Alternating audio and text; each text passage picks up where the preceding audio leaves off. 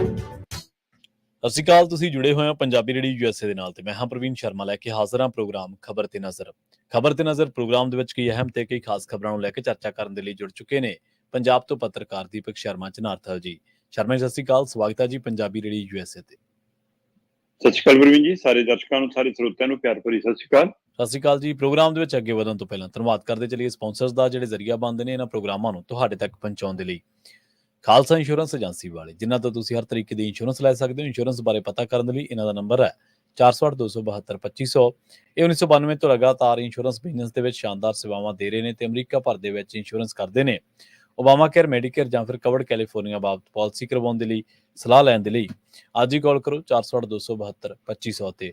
ਟਰਕੀਅਨ immigration ਲਾ firm ਵਾਲੇ, ਜੇ ਟਰਕੀਅਨ ਟੌਰਨੀ ਟਰਕੀਅਨ ਦੇ ਨਾਲ ਤੁਸੀਂ US ਇਮੀਗ੍ਰੇਸ਼ਨ ਬਾਬਤ ਕੋਈ ਵੀ ਸਲਾਹ ਕਰਨੀ ਹੈ, ਕੋਈ ਵੀ ਸਵਾਲ ਪੁੱਛਣਾ ਤੇ ਇਹਨਾਂ ਦਾ ਨੰਬਰ ਹੈ 415909-0503। ਗੁਰਦੀਪ ਸਿੰਘ ਬਿਰਦੀ ਕਲੋਵਿਸ, ਮਨਦੀਪ ਸਿੰਘ, ਸੰਦੀਪ ਕੌਰ ਸੈਨ ਹੋਸੇ, ਗੁਰਪਾਲ ਸਿੰਘ ਸੈਕਰਾਮੈਂਟੋ, ਜਿੰਦ ਕੌਰ ਬੇਕਰਸਫੀਲਡ, ਕਮਲਜੀਤ ਸਿੰਘ ਮੱਖਣ ਦੌਲਤਪੁਰੀਆ ਸੈਂਟਰਲ ਵੈਲੀ ਤੇ ਜੱਸੀ ਗਿੱਲ ਪਲੰਬਿੰਗ ਵਾਲੇ ਬੇਕਰਸਫੀਲਡ ਤੋਂ।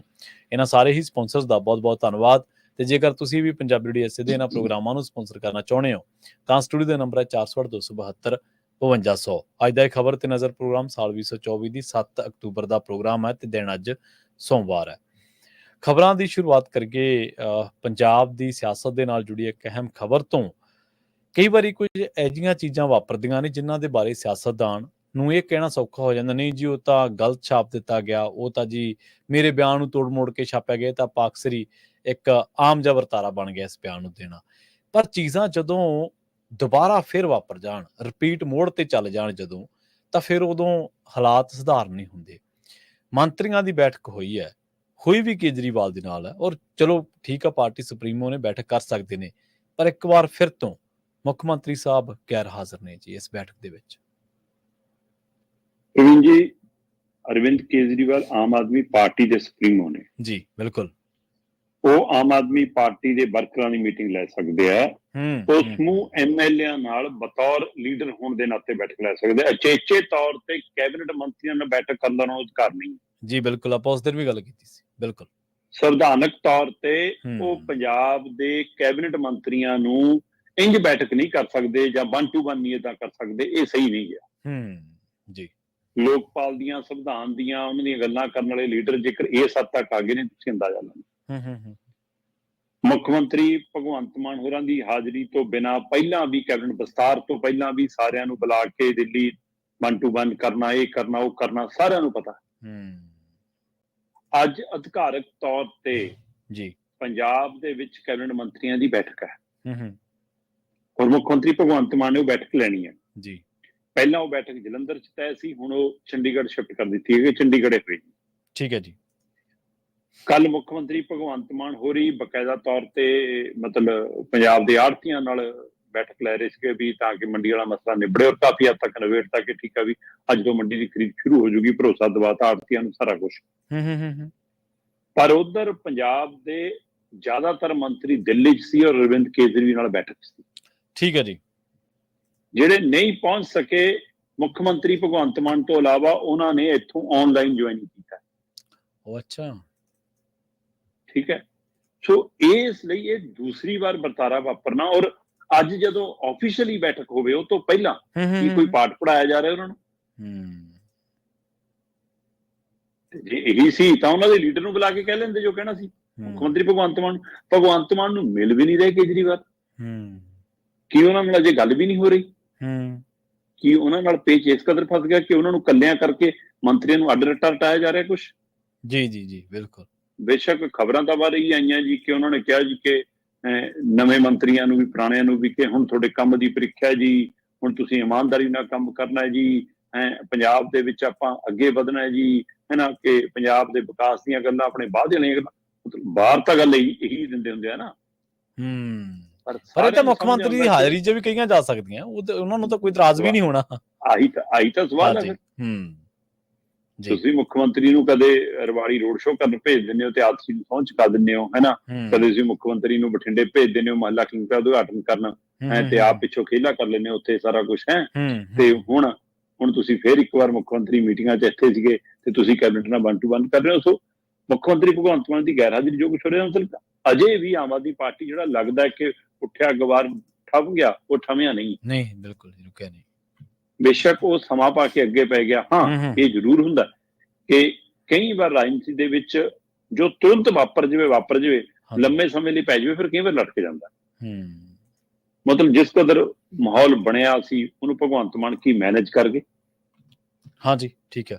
ਕਿ ਬੇਸ਼ੱਕ ਅਜੇ ਵੀ ਅੱਜ ਹਰਿਆਣਾ ਵਾਲੇ ਨਤੀਜੇ ਤੇ 15 ਨੂੰ ਪੰਚਾਇਤੀ ਚੋਣਾਂ ਵਾਲੇ ਨਤੀਜੇ ਉਹ ਤੋਂ ਬਾਅਦ ਸੋਚਿਆ ਜਾ ਰਿਹਾ, ਪਰ ਇਹ ਵੀ ਸੱਚਾਈ ਹੈ ਕਿ ਉਹ ਤੋਂ ਬਾਅਦ ਫਿਰ ਨਗਰ ਨਿਗਮ ਤੇ ਜ਼ਿਮਨੀ ਚੋਣਾਂ ਸਿਰ ਤੇ ਆ ਜਾਣੀ, ਤੇ ਜਾਨੂੰ ਉਹ ਨਿਬੜਨਾ ਕੰਮ, ਜਾਨੂੰ ਦਿੱਲੀ ਵਾਲੀਆਂ ਚੋਣਾਂ ਦਾ ਡਰ ਪਿਆ। ਉਹ ਤਾਂ ਕੇਜਰੀਵਾਲ ਤਾਂ ਨਵੰਬਰ 'ਚ ਮੰਗੀ ਜਾਂਦੇ ਨੇ, ਚਲੋ ਨਵੰਬਰ 'ਚ ਨਹੀਂ ਹੋਣਗੇ, ਆਪਾਂ ਜਾਨੂੰ ਫਰਵਰੀ 'ਚ ਕਰੀਏ ਤਾਂ ਦੇਖ ਹੀ ਸਕਦੇ। ਬਿਲਕੁਲ ਸਹੀ ਹੈ। ਤੇ ਜੇ ਨਵੰਬਰ ਦੇ ਵਿੱਚ ਮਹਾਰਾਸ਼ਟਰ ਵਾਲੀਆਂ ਚੋਣਾਂ ਆ ਗਈਆਂ, ਕਿਉਂਕਿ ਹਰਿਆਣਾ ਦੇ ਨਤੀਜਿਆਂ ਤੋਂ ਹੋ ਸਕਦਾ ਮਹਾਰਾਸ਼ਟਰ ਝਾਰਖੰਡ ਦੀਆਂ ਤਰੀਕਾਂ ਦਾ ਐਲਾਨ ਹੋ ਜਾਵੇ, ਤੇ ਜਦੋਂ ਉਹਨਾਂ ਦੀ ਤਰੀਕਾਂ ਦਾ ਐਲਾਨ ਹੋਊਗਾ ਤਾਂ ਪੰਜਾਬ ਦੀਆਂ 4 ਜ਼ਿਮਨੀ ਚੋਣਾਂ ਵੀ ਨਾਲੇ ਹੋਣਗੀਆਂ।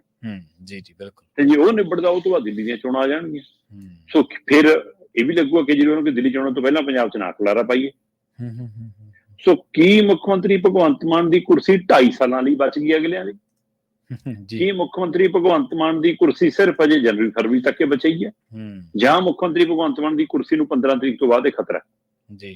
ਜਾਂ ਉਹ ਇਸ ਕਦਰ ਮੈਨੇਜ ਕਰ ਗਏ ਕਿ ਠੀਕ ਹੈ ਜੀ, ਮੈਂ ਤਾਂ ਸਮਰਪਣ ਕਰਤਾ, ਤੁਸੀਂ ਅਫਸਰਾਂ ਨੂੰ ਜਿਹਨੇ ਚਲਾਉਣਾ, ਰਾਘਵ ਚੱਡਾ ਨੇ ਚਲਾ ਲਵੇ, ਐਮਐਲਏ ਨੂੰ ਸੰਦੀਪ ਪਾਠਕ ਨੇ ਚਲਾਉਣਾ ਚਲਾ ਲਵੇ, ਕੈਬਨਿਟ ਨੂੰ ਕੇਜਰੀਵਾਲ ਨੇ ਚਲਾਉਣਾ ਚਲਾ ਲਵੇ, ਬਸ ਮੇਰੇ ਕੋਲ ਭਾਸ਼ਣ ਮਹਿਕਮਾ ਤੇ ਮੁੱਖ ਮੰਤਰੀ ਵਾਲਾ ਟੈਗ ਰਹਿਣ ਦਿਓ। ਕੀ ਇੱਥੇ ਸਮਝੌਤਾ ਹੋ ਗਿਆ? ਪਰ ਆਹ ਜੋ ਦ੍ਰਿਸ਼ ਹੈ, ਇਹ ਸਾਫ਼ ਦਿਖਣ ਲੱਗ ਪਿਆ ਕਿ ਅਰਵਿੰਦ ਕੇਜਰੀਵਾਲ ਇੰਜ ਬੈਠਕ ਲੈ ਰਹੇ ਨੇ ਜਿਵੇਂ ਉਹ ਪੰਜਾਬ ਦੇ ਮੁੱਖ ਮੰਤਰੀ ਹੋਣ। ਸੋ ਇਹ ਪੰਜਾਬ ਨੂੰ ਬਰਦਾਸ਼ਤ ਨਹੀਂ ਹੋਏਗਾ ਜੀ। ਇਹਨਾਂ ਮਸਲਿਆਂ ਤੇ ਆਉਣ ਵਾਲੇ ਸਮੇਂ ਦੇ ਵਿੱਚ ਆਮ ਆਦਮੀ ਪਾਰਟੀ ਨੂੰ ਨੁਕਸਾਨ ਉਠਾਉਣਾ ਪੈਣਾ। ਇਹ ਗੱਲਾਂ ਤਾਂ ਆਮ ਆਦਮੀ ਪਾਰਟੀ ਦੇ ਅੰਦਰ ਵੀ ਬਰਦਾਸ਼ਤ ਨਹੀਂ ਹੋਣਗੀਆਂ, ਪਰ ਬਸ਼ਰਤੇ ਕਿ ਅਹੁਦਿਆਂ ਨਾਲ ਚਿਪਕੇ ਲੋਕ ਅਜੇ ਰਿਐਕਟ ਨਹੀਂ ਕਰ ਪਾ ਰਹੇ, ਜਾਂ ਜਿਨ੍ਹਾਂ ਨੂੰ ਅਜੇ ਵੀ ਅਹੁਦਿਆਂ ਦੀ ਆਸ ਆ, ਉਹ ਰਿਐਕਟ ਨਹੀਂ ਕਰ ਪਾ ਰਹੇ। ਸੋ ਅੱਜ ਵਾਲੀ ਇਸ ਬੈਠਕ ਤੋਂ ਬਾਅਦ ਹੁਣ ਮੁੱਖ ਮੰਤਰੀ ਭਗਵੰਤ ਮਾਨ ਨਾਲ ਜਿਹੜੀ ਬੈਠਕ ਹੋਣੀ ਆ, ਉਹਦੇ ਵਿੱਚ ਦੇਖਣਾ ਹੋਊਗਾ, ਕਿਉਂਕਿ ਪਿਛਲੀਆਂ ਕੁਝ ਬੈਠਕਾਂ 'ਚ ਇਹ ਵੀ ਆ ਗਿਆ ਸੀਗਾ ਕਿ ਭਗਵੰਤ ਮਾਨ ਦਾ ਰਵੱਈਆ ਬਦਲ ਗਿਆ ਮੰਤਰੀਆਂ ਪ੍ਰਤੀ। ਠੀਕ ਹੈ ਜੀ। ਉਹ ਔਖੇ ਭਾਰੇ ਹੋ ਜਾਂਦੇ ਨੇ। ਬੇਸ਼ੱਕ ਮੈਂ ਕਹਿੰਦਾ ਕੰਮਾਂ ਨੂੰ ਲੈ ਕੇ ਹੁੰਦੇ ਹੋਣਗੇ, ਪਰ ਮੰਤਰੀਆਂ ਤੇ ਹੁੰਦਾ ਨਾ ਕਿ ਸਾਡੇ ਨਾਲ ਏਦਾਂ ਨਾ ਬੋਲਿਆ ਜਾਵੇ, ਪਰ ਉਹ ਵੀ ਗੁੱਸੇ ਆਉਣਾ, ਨਾਰਾਜ਼ਗੀ ਆਉਣਾ ਇੱਕ ਵੱਖਰਾ ਤਰੀਕਾ ਹੁੰਦਾ ਹੈ। ਤੁਸੀਂ ਸ਼ਬਦਾਂ ਦੀ ਮਰਿਆਦਾ ਤੋਂ ਹੇਠਾਂ ਡਿੱਗ ਜਾਣਾ, ਉਹ ਇੱਕ ਵੱਖਰਾ ਪਹਿਲੂ ਹੈ। ਸੋ ਇਹਨਾਂ ਦੋਵਾਂ ਦੇ ਵਿੱਚ ਕਿਹੜਾ ਪਹਿਲੂ ਹੈ, ਇਹ ਦੇਖਣ ਵਾਲੀ ਗੱਲ ਹੋਊਗੀ। ਪਰ ਅੱਜ ਵਾਲੀ ਕੈਬਨਿਟ ਦੀ ਬੈਠਕ, ਜੇ ਤਾਂ ਭਗਵੰਤ ਮਾਨ ਹੋਰਾਂ ਦੀ ਟੋਨ ਬਹੁਤ ਥੱਲੇ ਰਹਿੰਦੀ ਹੈ, ਇਹਦਾ ਮਤਲਬ ਸਰੈਂਡਰ ਕਰਤਾ। ਜੇ ਉਹ ਆਪਣੀ ਪੁਰਾਣੀ ਟੋਨ ਤੇ ਬਰਕਰਾਰ ਰਹਿੰਦੇ ਨੇ, ਪੁਰਾਣੇ ਢੰਗ ਤਰੀਕੇ ਤੇ ਬਰਕਰਾਰ ਰਹਿੰਦੇ ਨੇ, ਜਾਂ ਆਹ ਬੈਠਕਾਂ ਦੇ ਸਾਡੇ ਨਾਲ ਆਪਣਾ ਰੋਸਾ ਪ੍ਰਗਟਾਉਂਦੇ ਜਿਹੜਾ ਕੇਜਰੀਵਾਲ ਲੈ ਰਿਹਾ, ਫਿਰ ਇਹਦਾ ਮਤਲਬ ਕੁਝ ਹੋਣ ਵਾਲਾ ਹੈ ਜੀ। ਸੋ ਪਰ ਕੇਜਰੀਵਾਲ ਲਗਾਤਾਰ ਸੰਵਿਧਾਨ ਦੀ, ਨਿਯਮਾਂ ਦੀ, ਸਰਕਾਰ ਦੇ ਅਧਿਕਾਰਾਂ ਦੀ ਔਰ ਮੁੱਖ ਮੰਤਰੀ ਦੇ ਅਧਿਕਾਰ ਖੇਤਰ ਦੀ ਉਲੰਘਣਾ ਕਰਦੇ ਆ ਰਹੇ ਨੇ। ਸ਼ਰਮਾ ਜੀ, ਦੋ ਗੱਲਾਂ ਨੇ। ਪਹਿਲੀ ਗੱਲ ਤਾਂ ਇਹ ਹੈ ਕਿ ਆਪਾਂ ਇਸ ਐਪੀਸੋਡ ਨੂੰ ਲਗਾਤਾਰ ਖੰਗਾਲ ਹੀ ਰਹੇ ਹਾਂ, ਇਹਦੇ ਉੱਤੇ ਗੱਲਬਾਤ ਆਪਾਂ ਕਰ ਹੀ ਰਹੇ ਹਾਂ, ਜੋ ਵਰਤਾਰੇ ਵਾਪਰ ਰਹੇ ਨੇ। ਪਹਿਲੀ ਗੱਲ ਤਾਂ ਜਿਹੜਾ ਬੰਦਾ ਜਿਹੜੀ ਜਥੇਬੰਦੀ ਕਹਿ ਲਓ, ਚਲੋ ਕਿਸੇ ਇੰਡੀਵਿਜੂਅਲ ਤੇ ਆਪਾਂ ਨਹੀਂ ਜਾਂਦੇ, ਕਿਸੇ ਵਿਅਕਤੀ ਵਿਸ਼ੇਸ਼ ਤੇ ਆਪਾਂ ਨਹੀਂ ਜਾਂਦੇ, ਜਿਹੜੀ ਜਥੇਬੰਦੀ ਦੇ ਬਾਰੇ ਇਹ ਜਥੇਬੰਦੀ ਇਹ ਕਹਿੰਦੇ ਕਿ ਸਾਡਾ ਫਲਾਂ ਬੰਦਾ 1.5 ਲੱਖ ਰੁਪਇਆ ਜਾਂ 2 ਲੱਖ ਰੁਪਇਆ ਕਿਸੇ ਤੋਂ ਲੈ ਰਿਹਾ ਹੈ, ਔਰ ਬਾਅਦ ਦੇ ਵਿੱਚ ਕੋਈ ਉਹਦੀ ਇਸਟੈਬਲਿਸ਼ਮੈਂਟ ਨਹੀਂ, ਕੋਈ ਉਹਦੇ ਬਾਰੇ ਜਵਾਬ ਨਹੀਂ, ਔਰ ਲੀਡਰ ਆਫ ਆਪੋਜੀਸ਼ਨ ਨੂੰ ਤੁਸੀਂ ਇੱਕ ਟਵੀਟ ਦੇ ਉੱਤੇ ਲਾ ਦਿੰਦੇ ਹੋ, ਉੱਥੇ ਤੁਸੀਂ ਕਿਵੇਂ ਕਹਿ ਸਕਦੇ ਹੋ ਕਿ ਅਗਲੇ 2.5 ਸਾਲਾਂ ਲਈ ਕੁਰਸੀ ਸੁਰੱਖਿਅਤ ਹੋਗੀ, ਜਦਕਿ ਮੰਤਰੀਆਂ ਨਾਲ ਤਾਂ ਤੁਹਾਡੇ ਨਾਲ ਮੀਟਿੰਗਾਂ ਹੋ ਰਹੀਆਂ ਨੇ ਲਗਾਤਾਰ। ਤੇ ਦੂਜੀ ਜਿਹੜੀ ਗੱਲ ਹੈ ਕਿ ਦੇਖਣ ਵਾਲੀ ਗੱਲ ਇਹ ਹੈ ਸ਼ਰਮਾ ਜੀ, ਜਿਵੇਂ ਤੁਸੀਂ ਵੀ ਜ਼ਿਕਰ ਕੀਤਾ ਹੈ ਕਿ ਇਹ ਚੀਜ਼ਾਂ, ਇਹ ਵਰਤਾਰੇ ਕਿ ਇੱਥੇ ਆ ਕੇ ਖੜ ਗਏ ਨੇ ਕਿ ਟੌਪ ਚੀਫ ਮੈਂ ਰਵਾਂ, ਬਾਕੀ ਜੋ ਤੁਸੀਂ ਜਿਵੇਂ ਮਰਜ਼ੀ ਕਰੀ ਚਲੋ। ਸੋ ਇਹ ਜਿਹੜੀ ਟੌਪ ਵਾਲੀ ਚੀਜ਼ ਹੈ, ਦੇਖਦੇ ਹਾਂ ਕਿੰਨਾ ਟਾਈਮ ਹੋਰ ਜਿਹੜੀ ਉਹ ਖੜਦੀ ਹੈ ਜੀ। ਦਿੱਲੀ ਜਿਹੜੀਆਂ ਚੋਣਾਂ ਨੇ ਸ਼ਰਮਾ ਜੀ, ਉਮੀਦ ਹੈ ਕਿ ਸ਼ਾਇਦ ਜਨਵਰੀ 2025 ਦੇ ਵਿੱਚ ਹੀ ਨਜ਼ਰ ਆਉਣਗੀਆਂ ਆਪਾਂ ਨੂੰ। ਹਾਂ ਬਿਲਕੁਲ, ਜਨਵਰੀ ਫਰਵਰੀ ਦੇ ਵਿੱਚ ਜੀ ਜੀ। ਅਗਲੀ ਖਬਰ ਦੇ ਵੱਲ ਵਧੀਆ ਸ਼ਰਮਾ ਜੀ, ਗੱਲ ਕਰੀਏ ਅਕਾਲੀ ਦਲ ਬਾਦਲ ਦੇ ਇਮਤਿਹਾਨ ਦੀ। ਆਪਾਂ ਲਗਾਤਾਰ, ਮੈਨੂੰ ਚੰਗੀ ਤਰ੍ਹਾਂ ਯਾਦ ਆ ਜਦੋਂ ਬੀਬੀਆਂ ਨੇ ਧੜਾ ਅੱਡ ਕੀਤਾ ਸੀ, ਉਦੋਂ ਵੀ ਆਪਾਂ ਇਹਦੇ ਉੱਤੇ ਬਹੁਤ ਚਰਚਾ ਕਰਦੇ ਰਹੇ। ਉਦੋਂ ਤੋਂ ਲੈ ਕੇ ਅਕਾਲੀ ਦਲ ਦੇ ਪ੍ਰਧਾਨ ਦਾ ਜਿਹੜਾ ਅਕਾਲ ਤਖਤ ਸਾਹਿਬ ਤੇ ਤਨਖਾਹੀਆ ਕਰਾਰ ਹੋ ਜਾਣਾ ਜਾਂ ਸਪਸ਼ਟੀਕਰਨ, ਆਪਾਂ ਸਾਰੇ ਵਰਤਾਰਿਆਂ ਨੂੰ ਵਾਚਿਆ। 28 ਤਰੀਕ ਨੂੰ ਇੱਕ ਹੋਰ ਚੁਣੌਤੀ ਅਕਾਲੀ ਦਲ ਬਾਦਲ ਦੇ ਬੂਹੇ ਆ ਖੜੀ ਹੈ ਜੀ। SGPC ਦਾ ਨਵਾਂ ਪ੍ਰਧਾਨ ਚੁਣਿਆ ਜਾਣਾ ਹੈ। ਜਿਹੜੇ ਲੋਕ ਪਿਛਲੀ ਵਾਰੀ ਨਾਲ ਸੀ, ਚਾਹੇ ਉਹ ਚੰਦੂ ਮਾਜਰਾ ਸੀ, ਚਾਹੇ ਉਹ ਮਲੂਕਾ ਸੀ, ਚਾਹੇ ਉਹ ਜਗੀਰ ਕੌਰ ਤਾਂ ਚਲੋ ਅੱਡ ਸੀਗੇ, ਚਾਹੇ ਹੋਰ ਲੋਕ ਸੀਗੇ, ਉਹ ਇਸ ਵਾਰ ਨਾਲ ਨੇਗੇ। ਕਿਵੇਂ ਦੇਖਦੇ ਆ, ਕੀ ਲੱਗਦਾ? ਬਿਲਕੁਲ, ਸ਼੍ਰੋਮਣੀ ਅਕਾਲੀ ਦਲ ਬਾਦਲ ਧੜਾ ਜਿਸ ਕਦਰ ਇਸ ਵਾਰ ਘਿਰਿਆ ਹੋਇਆ ਜੀ, ਉਸ ਹਵਾਲੇ ਨਾਲ ਉਹਨਾਂ ਲਈ ਇਸ ਵਾਰ ਇਹ ਪ੍ਰੀਖਿਆ ਦੀ ਘੜੀ ਹੈ ਜੀ। ਸ਼੍ਰੋਮਣੀ ਗੁਰਦੁਆਰਾ ਪ੍ਰਬੰਧਕ ਕਮੇਟੀ ਦਾ ਇੱਕ ਆਪਣਾ ਇਤਿਹਾਸ ਹੈ, ਆਪਣੀ ਹੋਂਦ ਹੈ, ਆਪਣਾ ਰੁਤਬਾ ਹੈ ਜੀ ਜੀ ਬਿਲਕੁਲ। ਔਰ ਆਪਣੀ ਉਹਦੀ ਕਾਰਜਸ਼ੈਲੀ ਹੈ।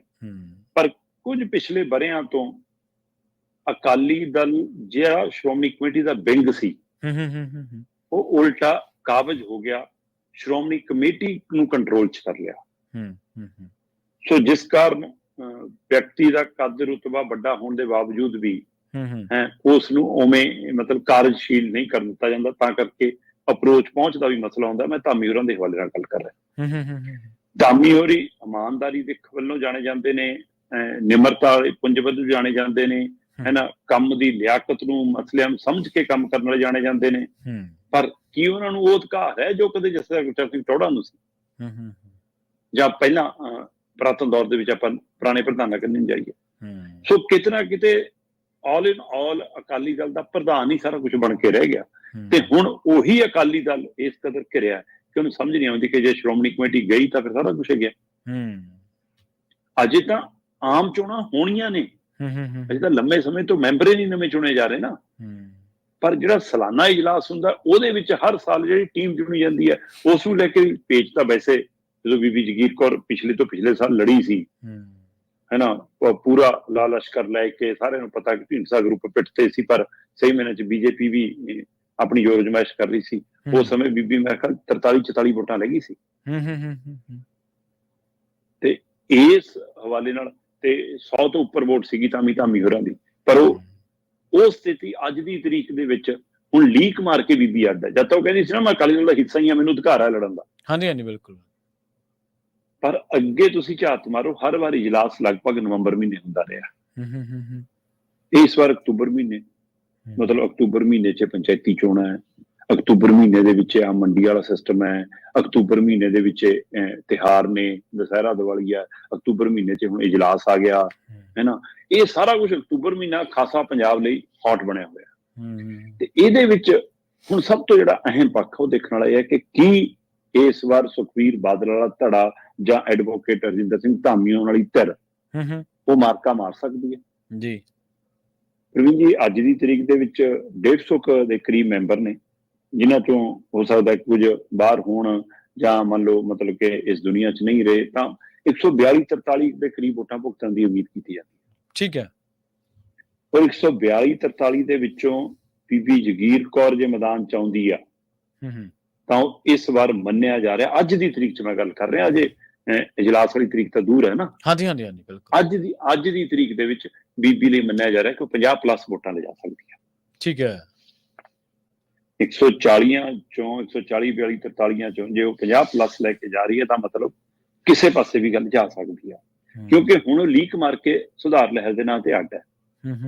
ਠੀਕ ਹੈ, ਮਾਨ ਦਲ ਕੋਲ ਬਹੁਤ ਘੱਟ ਮੈਂਬਰ ਨੇ, ਜਾਂ ਜਿਹੜੀ ਨਵੀਂ ਪੰਥਕ ਧਿਰ ਖੜੀ ਹੋ ਰਹੀ ਹੈ ਨਾ ਅੰਮ੍ਰਿਤਪਾਲ ਸਿੰਘ ਦੇ ਵੱਲ, ਉਹਨਾਂ ਕੋਲ ਅਜੇ ਉਵੇਂ ਮੈਂਬਰ ਨਹੀਂ ਹੈਗੇ। ਹਾਂ, ਹੁਣ ਚੋਣ ਹੁੰਦੀ ਹੈ ਉਹ ਤੋਂ ਬਾਅਦ ਕਿਤੇ ਮੈਂਬਰ ਜਿੱਤ ਕੇ ਆਉਂਦੇ ਆ, ਇਸ ਵਾਰ ਹੈਗਾ। ਪਰ ਅੱਜ ਦੇ ਮੈਂਬਰਾਂ ਦੇ ਵਿੱਚੋਂ 140-42 ਦੇ ਵਿੱਚੋਂ ਅਜੇ ਵੀ ਮੰਨਿਆ ਜਾ ਰਿਹਾ ਕਿ ਧਾਮੀ ਹੋਰਾਂ ਦਾ ਪਲੜਾ ਭਾਰੀ ਪੈ ਸਕਦਾ। ਪਰ ਜੇ ਬੀਬੀ ਦੀਆਂ ਵੋਟਾਂ ਵੱਧਦੀਆਂ ਨੇ ਤਾਂ ਇਹ ਵੀ ਇਹਨਾਂ ਲਈ ਸਹੀ ਨਹੀਂ ਹੈਗਾ ਨਾ, ਇਹਨਾਂ ਲਈ ਇਹ ਵੀ ਝਟਕਾ। ਪਰ ਉਹ ਤੋਂ ਵੱਡਾ ਝਟਕਾ ਜਿਹੜਾ ਪਹਿਲੂ ਸਮਝਣ ਵਾਲਾ ਉਹ ਇਹ ਹੈ ਕਿ ਜਦੋਂ ਇਹ ਇਜਲਾਸ ਹੋਏਗਾ ਤਾਂ ਇਹਦੇ ਵਿੱਚ 4 ਅਹੁਦੇਦਾਰ ਚੁਣ ਹੁੰਦੇ ਨੇ, 11 ਮੈਂਬਰ ਚੁਣ ਹੁੰਦੇ ਨੇ। ਜਿਹੜੇ 4 ਅਹੁਦੇਦਾਰ ਨੇ ਉਹ ਤਾਂ ਤੁਸੀਂ ਵੋਟਾਂ ਦੇ ਹਵਾਲੇ ਨਾਲ ਚੁਣ ਸਕਦੇ ਹੋ, ਪਰ ਜ਼ਿਆਦਾਤਰ ਵੋਟਾਂ ਪ੍ਰਧਾਨ ਨੂੰ ਪੈਂਦੀਆਂ ਨੇ ਸਿਰਫ, ਬਾਕੀਆਂ ਲਈ ਵੋਟ ਨਹੀਂ ਪੈਂਦੀ। ਫਿਰ ਉਹ ਐਂ ਹੁੰਦਾ ਕਿ ਇਹਨੂੰ ਬਣਾ ਲਓ, ਉਹਨੂੰ ਬਣਾ ਲਓ। ਚਲੋ ਆਪਾਂ ਮੰਨ ਲਈਏ ਕਿ ਵੋਟਾਂ ਦੇ ਹਵਾਲੇ ਨਾਲ 4 ਮੈਂਬਰ ਅਕਾਲੀ ਦਲ ਦਾ ਬਾਦਲ ਧੜਾ ਆਪਣੇ ਲੈ ਜਾਂਦਾ, ਮਤਲਬ ਪ੍ਰਧਾਨ, ਸੀਨੀਅਰ ਮੀਤ ਪ੍ਰਧਾਨ ਤੇ ਜਨਰਲ ਸਕੱਤਰ। ਪਰ ਉਹ ਤੋਂ ਬਾਅਦ ਜਿਹੜੇ 11 ਮੈਂਬਰ ਚੁਣ ਹੋਣੇ ਨੇ ਜੀ ਉਹ 142, 43, 145, 46 ਜਿੰਨੇ ਵੀ ਕੁੱਲ ਮੈਂਬਰ ਨੇ, ਉਹਨਾਂ 11 ਦੇ ਪਿੱਛੇ ਇੱਕ ਮੈਂਬਰ ਚੁਣ ਹੋਣਾ। ਹਰ 11 ਪਿੱਛੇ ਇੱਕ ਮੈਂਬਰ। ਮਤਲਬ ਜੇ ਬੀਬੀ 55 ਵੋਟਾਂ ਲੈ ਗਈ ਤਾਂ ਬੀਬੀ ਦੇ 5 ਮੈਂਬਰ 11 'ਚ ਆ ਗਏ, ਸਿੱਧਾ ਹੋ ਗਿਆ ਨਾ। ਉਹਦੇ ਕੋਲ 55 ਮੈਂਬਰ ਹੈਗੇ ਤਾਂ ਇਹਦਾ ਮਤਲਬ 11 ਦੇ ਵਿੱਚ 5 ਅੰਤਰਿਮ ਜਿਹੜੀ ਮੇਨ ਕਾਰਜਕਾਰਨੀ ਕਮੇਟੀ ਬਣਨੀ ਹੈ 11 ਮੈਂਬਰੀ, 4 ਅਹੁਦੇਦਾਰਾਂ ਤੋਂ ਬਿਨਾਂ, ਉਹਨਾਂ ਦੇ ਵਿੱਚ 5 ਬੰਦੇ ਸਿੱਧੇ ਬੀਬੀ ਦੇ ਆ ਗਏ ਜਾਂ 4 ਆ ਗਏ ਜੇ 44 ਤੋਂ ਵੀ ਉੱਪਰ ਲੈ ਗਈ। ਤਾਂ ਇਸ ਤਰ੍ਹਾਂ ਉਹਨਾਂ ਦੀ ਤਕੜੀ ਐਂਟਰੀ ਹੋ ਜਾਣੀ ਹੈ ਇਸ ਵਾਰ। ਜੀ ਇਹਦੇ ਵਿੱਚ ਕੋਈ ਦੋ ਰਾਏ ਨਹੀਂ।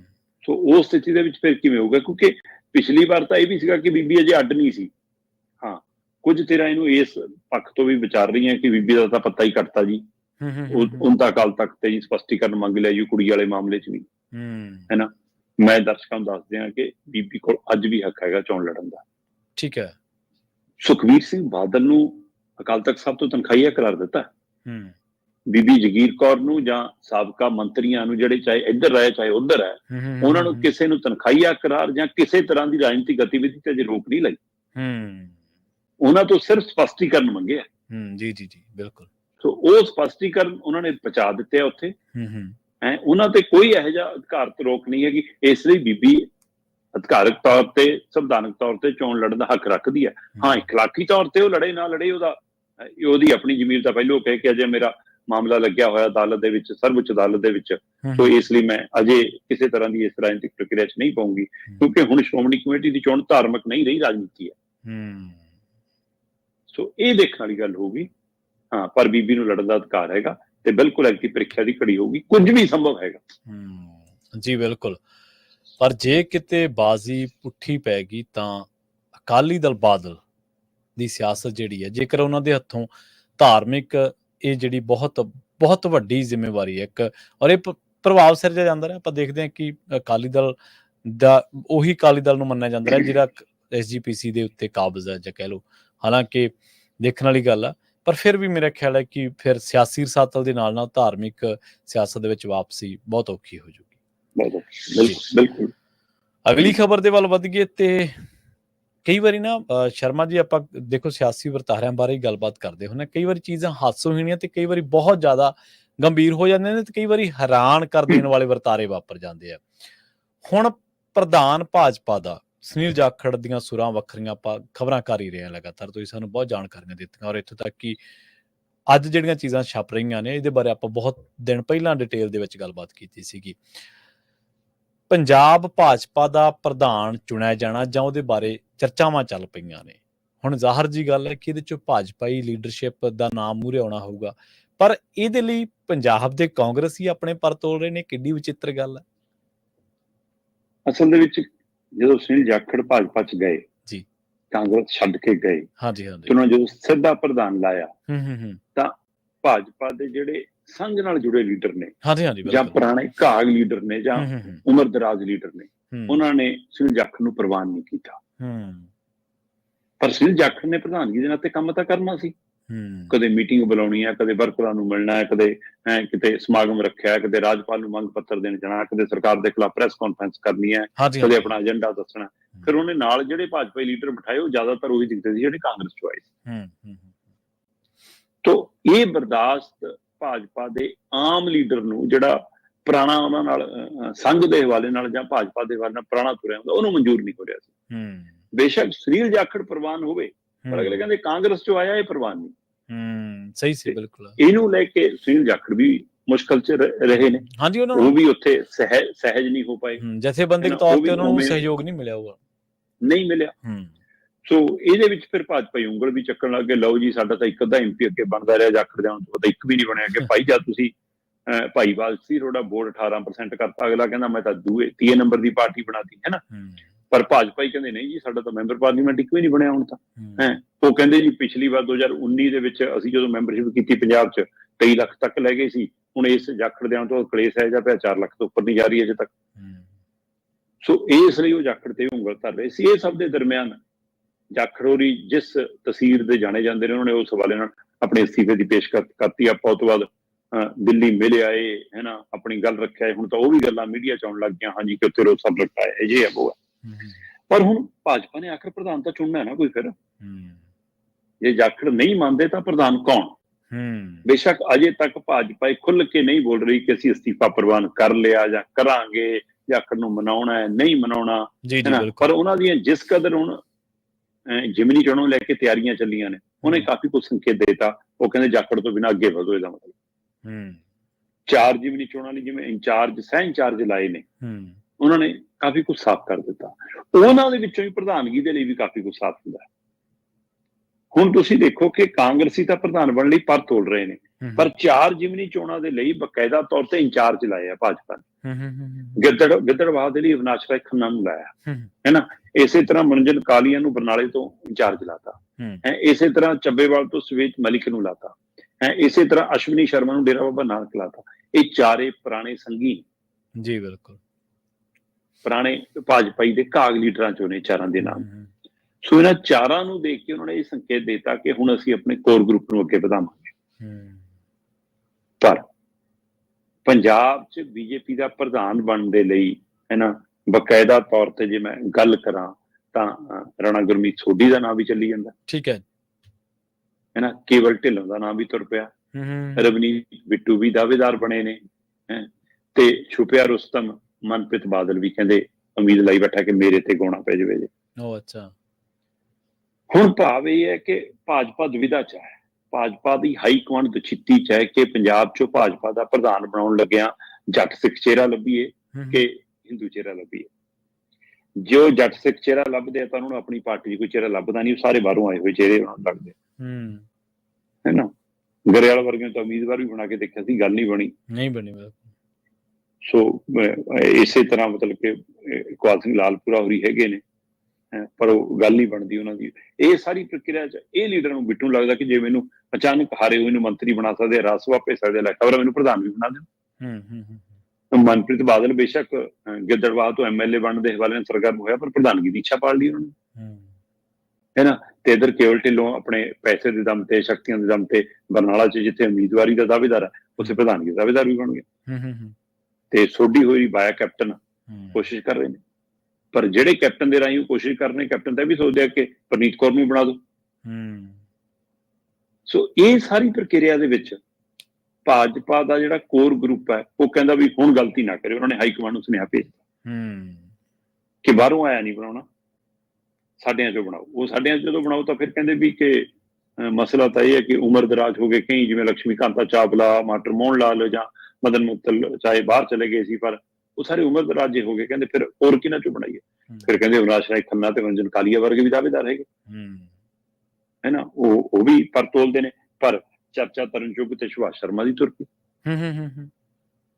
ਇਹ ਨਾਮ ਹੋ ਸਕਦੇ ਨੇ। ਸੋ ਹੁਣ ਇਸ ਵਾਰ ਭਾਜਪਾ ਇਸ ਦੁਵਿਧਾ 'ਚ ਹੈ ਕਿ ਕੀ ਅਸੀਂ ਜਿਵੇਂ ਜਾਖੜ ਨੂੰ ਬਣਾਇਆ ਸੀ ਹਿੰਦੂ ਚਿਹਰਾ ਵੀ ਤੇ ਪੇਂਡੂ ਕਿਸਾਨੀ ਚਿਹਰਾ ਵੀ, ਹੁਣ ਕੀ ਕਰੀਏ? ਤੇ ਪ੍ਰਵੀਨ ਜੀ, ਜਿਹੜੀਆਂ ਤੁਸੀਂ ਗੱਲਾਂ ਕਰ ਰਹੇ ਸੀ ਖਬਰਾਂ ਛਪਣ ਦੀਆਂ, ਹੋ ਸਕਦਾ ਆਉਂਦੇ ਦਿਨਾਂ 'ਚ ਇਹ ਵੀ ਖਬਰਾਂ ਛਪਣ ਜੀ, ਹੈ ਨਾ। ਪਰ ਮੈਂ ਉਹ ਤੋਂ ਪਹਿਲਾਂ ਤੁਹਾਨੂੰ ਦੱਸ ਰਿਹਾ ਕਿ ਜਿਸ ਹਵਾਲੇ ਨਾਲ ਸੁਨੀਲ ਜਾਖੜ ਨੇ ਕਾਂਗਰਸ ਛੱਡੀ ਸੀ, ਬੇਸ਼ੱਕ ਉਹ ਬੀਬੀ ਅੰਬਿਕਾ ਸੋਨੀ ਦੇ ਹਵਾਲੇ ਨਾਲ ਕਿ ਮੇਰੇ ਤੇ ਉਹਨੇ ਧੱਕਾ ਕੀਤਾ ਜਾਣਬੁੱਝ ਕੇ ਕਿਹਾ, ਜਦੋਂ ਕਿ ਪੰਜਾਬ ਤੇ MLA ਨੂੰ ਅਜਿਹਾ ਮਸਲਾ ਨਹੀਂ ਸੀ, ਹੈ ਨਾ। ਪਰ ਉਹਦਾ ਕੇਂਦਰ ਬਿੰਦੂ ਚਰਨਜੀਤ ਚੰਨੀ ਬਣੇ ਸੀਗੇ, ਜਾਖੜ ਦੀ ਬਜਾਏ ਚੰਨੀ ਮੁੱਖ ਮੰਤਰੀ ਬਣ ਗਏ ਸੀ। ਤੇ ਜਿਹੜੇ ਚੰਨੀ ਨਾਲ ਮੁੱਖ ਮੰਤਰੀ ਬਣ ਤੇ ਨਾਰਾਜ਼ਗੀ ਸੀ, ਬਾਇਆ ਅੰਬਿਕਾ ਸੋਨੀ ਛੱਡ ਕੇ ਜਾਖੜ ਆਏ ਸੀ, ਹੁਣ ਉਸੇ ਚਰਨਜੀਤ ਚੰਨੀ ਨਾਲ ਬੰਦ ਕਮਰਾ ਬੈਠਕ ਹੋਈ ਹੈ ਸੁਨੀਲ ਜਾਖੜ ਦੀ। ਅੱਛਾ, ਠੀਕ ਹੈ। ਇਹ ਖਬਰ ਕਦੇ ਛਪ ਜਾਵੇ ਤਾਂ ਮੈਨੂੰ ਨਹੀਂ ਪਤਾ। ਅੱਛਾ, ਸੋ ਮੈਂ ਦਰਸ਼ਕਾਂ ਨੂੰ ਦੱਸ ਰਿਹਾ। ਸੋ ਇਹਦਾ ਮਤਲਬ ਰਾਜਨੀਤੀ 'ਚ ਕੁਝ ਵੀ ਸੰਭਵ ਹੈ, ਕੁਝ ਵੀ ਸੰਭਵ ਹੈ।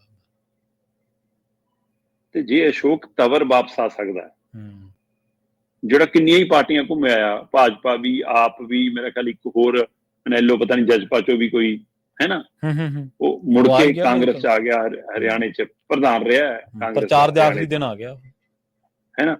ਤੇ ਬੇਸ਼ੱਕ ਉਦੋਂ ਭੁਪਿੰਦਰ ਹੁੱਡਾ ਦਾ ਮੂੰਹ ਭੁੱਲ ਗਿਆ ਸੀ, ਪਰ ਭੁਪਿੰਦਰ ਹੁੱਡਾ ਤੋਂ ਹੀ ਪਰਨਾ ਪਵਾਇਆ ਉਹਨੂੰ ਰਾਹੁਲ ਗਾਂਧੀ ਨੇ ਕਿ ਤੂੰ ਹੀ ਇਹਨੂੰ ਪਾਰਟੀ ਵਾਲਾ ਪਰਨਾ ਜਾ ਪਾ ਕੇ ਸ਼ਾਮਲ ਕਰ। ਜੀ। ਸੋ ਇਸ ਲਈ ਉਸੇ ਤਰ੍ਹਾਂ ਦਾ ਦ੍ਰਿਸ਼ ਜੇ ਚੰਨੀ ਚੋਂ ਨਾਰਾਜ਼ਗੀ ਤਾਂ ਚੰਨੀ ਕੋਲ ਪਹੁੰਚ ਗਏ ਹੁਣ ਜਾਖੜ। ਜੀ। ਤਾਂ ਇਹਦਾ ਮਤਲਬ ਜਾਖੜ ਕਾਂਗਰਸ ਘਰ ਵਾਪਸੀ ਕਰਨਾ ਚਾਹੁੰਦੇ ਆ। ਤੇ ਪਰ ਕਈ ਕਾਂਗਰਸੀ ਜਿਹੜੇ ਅਜੇ ਵੀ ਭਾਜਪਾ ਦੇ ਪਾਲੇ 'ਚ ਬੈਠੇ, ਉਹ ਪ੍ਰਧਾਨ ਬਣਨ ਦੀ ਤਰਲਮੱਛੀ ਹੋ ਰਹੇ ਆ। ਤੇ ਪਰ ਭਾਜਪਾ ਇੱਕ ਦੀ ਇਸ ਚੱਕਰ 'ਚ ਕਿ ਕਿਉਂ ਨਾ, ਖਾਸ ਕਰ ਪੰਜਾਬ ਦੀ ਲੀਡਰਸ਼ਿਪ, ਕਿ ਆਪਣਿਆਂ ਚੋਂ ਬਣਾਓ ਜੀ, ਬਾਹਰੋਂ ਨਾ ਬਣਾਓ ਜੀ, ਫਿਰ ਨਵਾਂ ਭੱਜ ਗਿਆ, ਫਿਰ ਨਵਾਂ ਪੰਗਾ। ਜੀ ਬਿਲਕੁਲ। ਪਰ ਉਹਨਾਂ ਨੇ ਸੰਕੇਤ ਬੇਸ਼ੱਕ 4 ਆਪਣੇ ਇੰਚਾਰਜ ਲਾ ਕੇ ਦੇਤਾ ਕਿ ਅਸੀਂ ਆਪਣਿਆਂ ਨੂੰ ਅੱਗੇ ਵਧਾ ਰਹੇ, ਪਰ 3 ਸੀਟਾਂ ਤੇ ਦਾਅਵੇਦਾਰ ਅਜੇ ਵੀ ਬਾਹਰੋਂ ਨੇ। ਜੇ ਕੇਵਲ ਢਿੱਲੋਂ ਹੈ ਨਾ, ਮਨਪ੍ਰੀਤ ਬਾਦਲ ਹੈ ਜਾਂ ਰਵੀ ਕਾਲੋਂ ਹੈ ਉੱਥੋਂ ਡੇਰਾ ਬਾਬਾ ਨਾਨਕ ਤੋਂ, ਇਹ ਦਾਅਵੇਦਾਰ ਸਾਰੇ ਬਾਹਰੋਂ ਆ ਰਹੇ। ਸੋ ਇਸ ਲਈ ਅਜੇ ਵੀ ਭਾਜਪਾ ਕੋਲ ਲੀਡਰਸ਼ਿਪ ਦੀ ਕਮੀ ਤਾਂ ਹੈਗੀ ਹੈ ਨਾ। ਪਰ ਜਾਖੜ ਹੁਣ ਉਸ ਪਾਲੇ 'ਚ ਨਹੀਂ ਹੋਣਗੇ, ਕੀ ਜਾਖੜ ਕਾਂਗਰਸ ਨਜ਼ਰ ਆਉਣਗੇ, ਤੇ ਉਧਰ ਪ੍ਰਧਾਨ ਕੌਣ ਬਣੂਗਾ ਇਹਨੂੰ ਲੈ ਕੇ ਖਿੱਚੋਤਾਣ ਜਾਰੀ ਹੈ ਜੀ ਭਾਜਪਾ 'ਚ। ਜੀ ਬਿਲਕੁਲ। ਤੇ ਨਾਲ ਗੱਲ ਇਹ ਵੀ ਦੇਖਣ ਵਾਲੀ ਹੈ ਸ਼ਰਮਾ ਜੀ, ਕਿ ਸਿਆਣੇ ਬੰਦੇ ਕਹਿੰਦੇ ਕਿ ਜੇਕਰ ਦੁਸ਼ਮਣੀ ਵੀ ਤੁਹਾਡੀ ਕਿਸੇ ਨਾਲ ਪੈ ਜਾਵੇ ਨਾ, ਜਾਂ ਤੁਹਾਡੀ ਕਿਸੇ ਨਾਲ ਵਿਰੋਧ ਹੋ ਜਾਵੇ, ਤਾਂ ਇਸ ਤਰ੍ਹਾਂ ਦਾ ਲੈਵਲ ਰੱਖੋ ਕਿ ਜਦੋਂ ਕਿਤੇ ਮਿਲੋ ਤਾਂ ਉਦੋਂ ਤੁਹਾਨੂੰ ਅੱਖਾਂ ਨੀਵੀਆਂ ਨਾ ਕਰਨੀਆਂ ਪੈ ਜਾਣ। ਉਹ ਬੂਹੇ ਕਹਾਵਤ ਨਾ, ਦਿਲ ਮਿਲੇ ਨਾ ਮਿਲੇ ਹੱਥ ਮਿਲਦਾ ਰਹੇ ਬਸ। ਮਿਲਦਾ ਰਹੇ। ਕਦੇ ਵੀ ਜਿਹੜੇ ਦਰਵਾਜ਼ੇ ਤੁਸੀਂ ਭੇੜ ਕੇ ਜਾਣੋ, ਇੰਨੀ ਜ਼ੋਰਦਾਰ ਤਰੀਕੇ ਨਾਲ ਨਾ ਭੇੜੇ ਜਾਣ, ਬੰਦ ਕੀਤੇ ਜਾਣ, ਜਿਨ੍ਹਾਂ ਨੂੰ ਦੁਬਾਰੇ ਖੋਲ੍ਹਣਾ ਔਖਾ ਹੋ ਜਾਵੇ। ਔਰ ਤੁਸੀਂ ਦੇਖ ਲਓ ਕਿ ਜਿਨ੍ਹਾਂ ਨਾਲ ਨਾਰਾਜ਼ਗੀ ਸੀ, ਉਹਨਾਂ ਦੇ ਕੋਲੇ ਨਾਲ ਗੁਪਤ ਮੀਟਿੰਗਾਂ ਜਾਂ ਉਹਨਾਂ ਦੇ ਨਾਲ ਮੀਟਿੰਗਾਂ ਦਾ ਦੌਰ ਜਾਂ ਸਿਲਸਿਲਾ ਸ਼ੁਰੂ ਕਰਨਾ ਪਿਆ। ਕਿਉਂ? ਕਾਰਨ ਇਹ ਹੈ ਕਿ ਚਰਨਜੀਤ ਚੰਨੀ ਰਾਹੁਲ ਗਾਂਧੀ ਦੀ ਗੁੱਡ ਬੁੱਕ ਦੇ ਵਿੱਚ ਨੇ।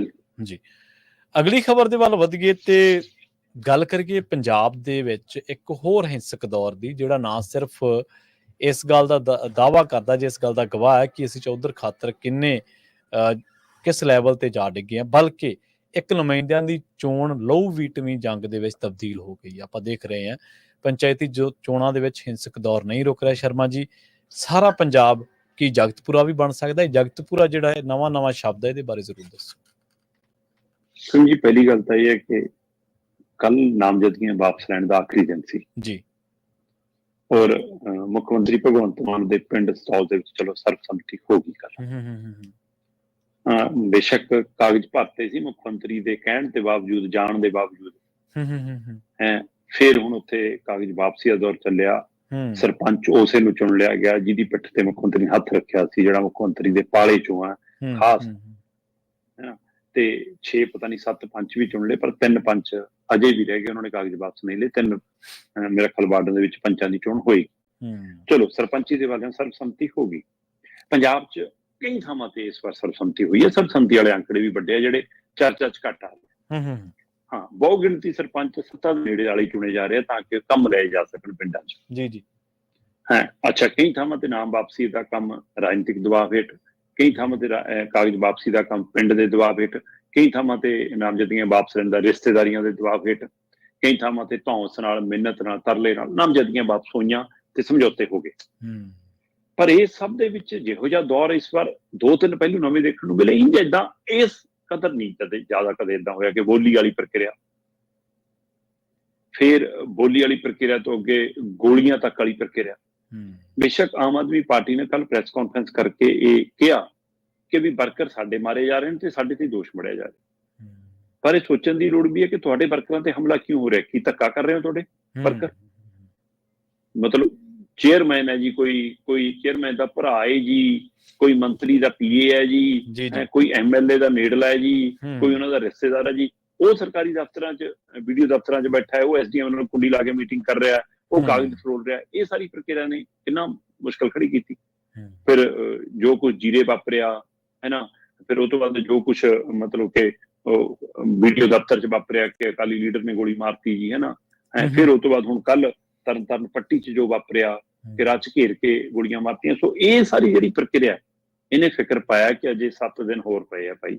ਜੀ, ਚੋਣਾਂ 15 ਨੂੰ ਨੇ, ਤੇ ਹੁਣ ਜਿਹੜੇ ਮੈਦਾਨ 'ਚ ਰਹਿ ਗਏ ਉਹਨਾਂ 'ਚ ਰੱਸਾਕੱਸੀ ਜਦੋਂ ਹੋਣੀ ਆ, ਉਹਨਾਂ 'ਚ ਖਿੱਚੋਤਾਣ ਜਦੋਂ ਹੋਣੀ ਆ, ਤਾਂ ਫਿਰ ਕਿੱਧਰ ਨੂੰ ਮਾਹੌਲ ਜਾਣਾ, ਇਹ ਫਿਕਰ ਹੈਗਾ। ਹਾਂ, ਇਹ ਤੋਂ ਵੱਡਾ ਫਿਕਰ ਜਗਤਪੁਰੇ ਨੂੰ ਲੈ ਕੇ ਆ ਜੀ।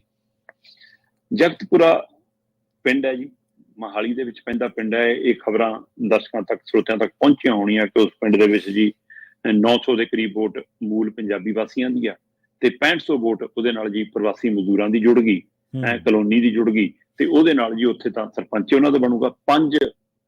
ਪੰਜ ਸਰਪੰਚ ਦੇ ਦਾਅਵੇਦਾਰਾਂ ਨੇ ਕਾਗਜ਼ ਭਰੇ ਔਰ 5 ਪ੍ਰਵਾਸੀ ਮਜ਼ਦੂਰਾਂ ਚੋਂ ਸੀ। ਜੀ ਹੈ ਨਾ। ਅਗਲੇ ਇੱਧਰ ਵਾਲੇ ਕਹਿੰਦੇ ਅਸੀਂ ਭਰ ਕੇ ਕੀ ਕਰਨਾ, ਸਾਡਾ ਤਾਂ ਪੰਚ ਵੀ ਨਹੀਂ ਬਣਨਾ। ਸੋ ਇਹ ਸਾਰੀ ਪ੍ਰਕਿਰਿਆ ਨੇ ਪੂਰੇ ਪੰਜਾਬ 'ਚ ਜਗਤਪੁਰੇ ਨੂੰ, ਜਾਂ ਜਿੱਥੇ ਜਿੱਥੇ ਪੰਜਾਬੀ ਬੈਠਾ ਉੱਥੇ ਉੱਥੇ ਜਗਤਪੁਰੇ ਨੂੰ ਪਹੁੰਚਾਤਾ। ਪਰ ਮੇਰਾ ਸਵਾਲ ਇਹ ਹੈ ਕਿ ਕੀ ਪੂਰਾ ਪੰਜਾਬ ਜਗਤਪੁਰਾ ਬਣਨ ਜਾ ਰਿਹਾ? ਹੁਣ ਇੱਕ ਪਹਿਲੂ ਇਹ ਆਉਂਦਾ ਅਕਸਰ ਕਿ ਵੀ ਫਿਰ ਕੀ ਹੋ ਗਿਆ ਜੇ ਉਹ ਇੱਥੇ ਆ ਗਏ? ਸਾਡੇ ਵਾਲੇ ਵੀ ਤਾਂ ਵਿਦੇਸ਼ਾਂ 'ਚ ਜਾ ਕੇ ਬਸੇ ਆ, ਜੇ ਅਸੀਂ ਉੱਥੇ MP MLA ਬਣ ਸਕਦੇ ਹਾਂ, ਮੁੱਖ ਮੰਤਰੀ, ਪ੍ਰਧਾਨ ਮੰਤਰੀ, ਦਾਅਵੇਦਾਰ ਬਣ ਸਕਦੇ ਹਾਂ, ਫਿਰ ਅਗਲੇ ਇੱਥੇ। ਦੂਜੇ ਪਾਸੇ ਇਹ ਵੀ ਕੋੜੀ ਸੱਚਾਈ ਹੈ ਕਿ ਸਾਡੇ ਵਾਲੇ ਜੇ ਵਿਦੇਸ਼ਾਂ ਚਲੇ ਗਏ, ਉਹ ਆਪਣੀ ਵੋਟ ਨਹੀਂ ਪਿੰਡੋਂ ਕਟਾਉਂਦੇ, ਹੈ ਨਾ। ਜ਼ਿਆਦਾਤਰ ਮਤਲਬ ਜਦੋਂ ਮਜਬੂਰੀ ਨਾ ਹੋਵੇ, ਕੁਛ ਨਾ ਹੋਵੇ, ਨਹੀਂ ਤਾਂ ਫਿਰ ਵੋਟ ਪਿੰਡਾਂ 'ਚ ਰਹਿੰਦੀ ਆ ਆਪਣੀ। ਫਿਰ ਸਵਾਲ ਇਹ ਹੈ ਕਿ ਜਿਹੜੇ ਇਹ ਆਪਣੇ ਹੀ ਦੇਸ਼ ਦੇ ਬਾਕੀ ਸੂਬਿਆਂ ਤੋਂ ਆਏ ਨੇ, ਇਹ ਆਪਣੀ ਵੋਟ ਆਪਣੇ ਪਿੰਡਾਂ 'ਚ ਕਿਉਂ ਨਹੀਂ ਰੱਖਦੇ? ਕੰਮ ਕਰਨਾ ਹੈ ਉਹ ਕੰਮ ਕਰਨ, ਕੋਈ ਮਸਲਾ ਨਹੀਂ, ਪਰ ਵੋਟ ਕਿਉਂ? ਪਰ ਇਸ ਵੋਟ ਨੂੰ ਹੁਲਾਰਾ, ਇਸ ਕਦਰ ਰਾਜਨੀਤੀ ਨੂੰ ਹੁਲਾਰਾ ਸਾਡੇ ਹੀ ਲੀਡਰਾਂ ਨੇ ਦਿੱਤਾ। ਇਹਦੇ ਪਿੱਛੇ ਉਹਨਾਂ ਦੀ ਭੂਮਿਕਾ ਘੱਟ, ਸਾਡੇ ਵਾਲਿਆਂ ਦੀ ਕਰਤੂਤ ਵੱਧ ਹੈ। ਮੈਂ ਤੁਹਾਨੂੰ ਇੱਕ ਉਦਾਹਰਨ ਦਿੰਦਾ ਚੰਡੀਗੜ੍ਹ ਦੀ। ਚੰਡੀਗੜ੍ਹ ਦੇ ਪਿੰਡ ਨਗਰ ਨਿਗਮ ਚ ਪਾਤੇ ਜੀ ਇਹਨਾਂ ਨੇ, 22-23 ਪਿੰਡ ਨੇ। ਜਿਹੜਾ ਪਹਿਲਾਂ ਤਾਂ ਉਹਦੀ ਰੂਪ ਰੰਗ ਮਾਰ ਕੇ ਰੱਖਤਾ ਇਹਨਾਂ ਨੇ, ਫਿਰ ਉਹਨਾਂ ਨੂੰ ਨਗਰ ਨਿਗਮ ਚ ਪਾਤਾ। ਜਦੋਂ ਨਗਰ ਨਿਗਮ ਚ ਪਾਇਆ ਪੰਚਾਇਤਾਂ ਭੰਗ ਕਰਕੇ, ਤਾਂ ਹਰੇਕ ਪਿੰਡ ਦੇ ਨਾਲ ਇੱਕ ਬੜੀ ਭਈਆ ਕਲੋਨੀ, ਪ੍ਰਵਾਸੀ ਕਲੋਨੀ, ਮਜ਼ਦੂਰ ਕਲੋਨੀ, ਕੋਈ ਇਹੋ ਜਿਹੀ ਕਲੋਨੀ ਜੋੜਤੀ। ਜਦੋਂ ਕਲੋਨੀ ਜੋੜਤੀ ਤਾਂ ਹੁਣ ਪਿੰਡ ਦੀ ਹੋਂਦ ਖਤਮ ਹੋ ਗਈ, ਉਹ MC ਆਪਣਾ ਨਹੀਂ ਚੁਣ ਸਕਦੇ। ਹੁਣ MC ਉਧਰੋਂ ਬਣਨਾ, ਤੇ ਇਹਦੇ ਪਿੱਛੇ ਵਰਤਾਰਾ ਸਿੱਧਾ ਕਿ ਜਿਹੜੇ ਵੋਟ ਖਰੀਦ ਸਕਦੇ ਨੇ ਉਹਨਾਂ ਨੂੰ ਪਤਾ ਕਿ ਇਹਨਾਂ ਦੀ ਵੋਟ ਸਾਨੂੰ ਲੋੜ ਨਹੀਂ, ਇਹਨਾਂ ਨੇ ਅੜਨਾ ਲੜਨਾ ਰੌਲਾ ਪਾਉਣਾ, ਆਹ ਵੋਟ ਅਸੀਂ ਮੁੱਲ ਵਾਲੀ ਖਰੀਦ ਲਾਂਗੇ, ਮਜ਼ਦੂਰ ਵਾਲੀ, ਸਾਡਾ ਖੇਡ ਬਣ ਗਿਆ, MC ਸਾਡਾ ਬਣ ਗਿਆ। ਜੀ ਜੀ ਜੀ ਬਿਲਕੁਲ। ਸੋ ਇਸ ਤਰ੍ਹਾਂ ਦੀ ਪ੍ਰਕਿਰਿਆ ਜਗਤਪੁਰਾ। ਹੁਣ ਜਗਤਪੁਰਾ ਦੇ ਵਿੱਚ ਮਤਲਬ ਕਿ 6500 ਦੇ ਕਰੀਬ ਜਿਹੜੀ ਵੋਟ ਕਲੋਨੀ ਦੀ ਜੋੜੀ, ਉਹਨੂੰ ਲੈ ਕੇ ਪਿੰਡ ਦੇ ਵਾਸੀਆਂ ਨੇ MLA ਤੱਕ, ਸਾਬਕਾ MLA ਤੱਕ, ਰਾਜਨੀਤਿਕ ਧਿਰਾਂ ਤੱਕ, ਦਫ਼ਤਰਾਂ ਤੱਕ ਅਪਰੋਚ ਕਰ ਲਈ, ਕਿਸੇ ਨੇ ਉਹਨਾਂ ਦੀ ਸੁਣਵਾਈ ਨਹੀਂ ਕੀਤੀ ਵੀ ਆਹ ਕੀ ਆ। ਉਸ ਤੋਂ ਬਾਅਦ ਉਹਨਾਂ ਨੇ ਇੱਕ ਸੁਹਿਰਦ ਵਕੀਲ ਨਾਲ ਗੱਲ ਕੀਤੀ, ਵਕੀਲ ਨੇ ਕੇਸ ਤਿਆਰ ਕੀਤਾ ਔਰ ਚੋਣ ਕਮਿਸ਼ਨ ਦੇ ਜਾ ਕੇ ਮੂਹਰੇ ਧਰਤਾ। ਜੀ ਜੀ। ਉਹ ਕਹਿੰਦਾ ਜੀ ਆਹ ਚੱਕੋ ਦਸਤਾਵੇਜ਼, ਕਹਿੰਦਾ ਜੀ ਪਿੰਡ ਦੀ ਵੋਟ ਦਾ ਮਤਲਬ ਜਿਹਦਾ ਘਰ ਪਿੰਡ ਦੀ ਫਿਰਨੀ ਚਾਹੁੰਦਾ ਹੋਵੇ, ਕਹਿੰਦਾ ਜਿਹੜਾ ਪਿੰਡ ਦੀ ਹੱਦਬੰਦੀ 'ਚ ਰਹਿੰਦਾ ਹੋਵੇ ਉਹੀ ਪਿੰਡ ਦਾ ਮੂਲ ਵਾਸੀ ਹੈ ਨਾ। ਜੀ ਬਿਲਕੁਲ।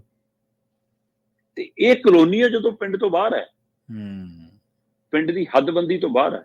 ਹੁਣ ਆਪਣੀ ਪਿੰਡ ਦੀ ਜ਼ਮੀਨ ਤਾਂ ਆਲੇ ਦੁਆਲੇ ਕਿੰਨੀ ਥਾਵਾਂ ਤੇ ਹੁੰਦੀ ਹੈ, ਪਰ ਪਿੰਡ ਦੀ ਬੱਸੋਂ ਤਾਂ ਆਪਣੀ ਫਿਰਨੀ ਦੇ ਹਵਾਲੇ ਨਾਲ ਹੈ ਨਾ।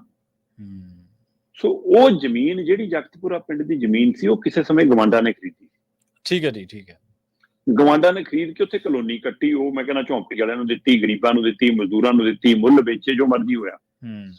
ਉੱਥੇ ਬਹੁ ਗਿਣਤੀ ਪੰਜਾਬ ਤੋਂ ਬਾਹਰ ਹੀ ਆ ਕੇ ਰਹਿਣ ਲੱਗ ਗਏ। 99.9% ਪ੍ਰਵਾਸੀ ਮਜ਼ਦੂਰ ਨੇ ਉੱਥੇ। ਠੀਕ ਹੈ। ਸੋ ਉਹ ਵੋਟ ਨੂੰ ਕਹਿੰਦੇ ਜੀ ਇੱਧਰ ਕਿਵੇਂ ਜੋੜ ਸਕਦੇ? ਜਦੋਂ ਕਲੋਨੀ ਗਵਾਂਡਾ ਨੇ ਆਪਣੇ ਨਿਯਮਾਂ ਤਹਿਤ ਕੱਟਤੀ, ਉਹਦੀ ਪਿੰਡਾਂ ਨੂੰ ਤਾਂ ਕੋਈ ਸੰਬੰਧ ਹੀ ਨਹੀਂਗਾ, ਮੁੱਲ ਖਰੀਦੀ ਜ਼ਮੀਨ। ਪਰ ਇਹ ਤੋਂ ਵੀ ਅਗਲਾ ਜਿਹੜਾ ਤਰਕ ਸੀ ਉਹ ਬੜਾ ਵਾਜਬ ਸੀ। ਉਹ ਕਹਿੰਦੇ ਦੂਜੀ ਗੱਲ ਇਹ ਆ ਕਿ ਗਵਾਂਡਾ ਦੀ ਕਲੋਨੀ ਦਾ ਮਤਲਬ ਮੋਹਾਲੀ ਸੈਕਟਰ, ਤੇ ਮੋਹਾਲੀ ਸੈਕਟਰ ਹੋਣ ਦੇ ਨਾਤੇ ਇਹ MC 'ਚ ਵੋਟ ਪਾਉਂਦੇ ਨੇ 6500 ਦੇ 6500 ਬੰਦੇ। ਇਹ ਨਗਰ ਨਿਗਮ ਲਈ ਵੋਟ ਪਾਉਂਦੇ ਨੇ। ਫਿਰ ਇੱਕੋ ਪ੍ਰਕਿਰਿਆ ਵਾਲੀ ਚੋਣ ਲਈ ਕਿਵੇਂ ਹੋ ਸਕਦਾ? ਜਾਂ ਤਾਂ ਬੰਦਾ MC ਲਈ ਪਾ ਸਕਦਾ, ਜਾਂ ਪੰਚੀ ਲਈ ਪਾ ਸਕਦਾ, ਜਾਂ ਉਹ ਪੇਂਡੂ ਵਾਸੀ ਹੋਊਗਾ ਜਾਂ ਉਹ ਸ਼ਹਿਰੀ ਵਾਸੀ ਹੋਊਗਾ। ਦੋ ਥਾਂ ਕਿਵੇਂ ਹੋ ਸਕਦੀ ਉਹਦੀ ਵੋਟ? ਜੇ ਉਹਦੀ MC ਲਈ ਵੋਟ ਪਈ ਆ ਉਹ 6500 ਵੋਟ, ਫਿਰ ਉਹ ਪਿੰਡ ਲਈ, ਪੰਚਾਇਤ ਲਈ ਵੋਟ ਨਹੀਂ ਨਾ ਪਾ ਸਕਦਾ। ਨਾ। ਤਾਂ ਇਸ ਆਧਾਰ ਤੇ ਚੋਣ ਕਮਿਸ਼ਨ ਨੂੰ ਦਲੀਲ ਮੰਨਣੀਆਂ ਪਈਆਂ।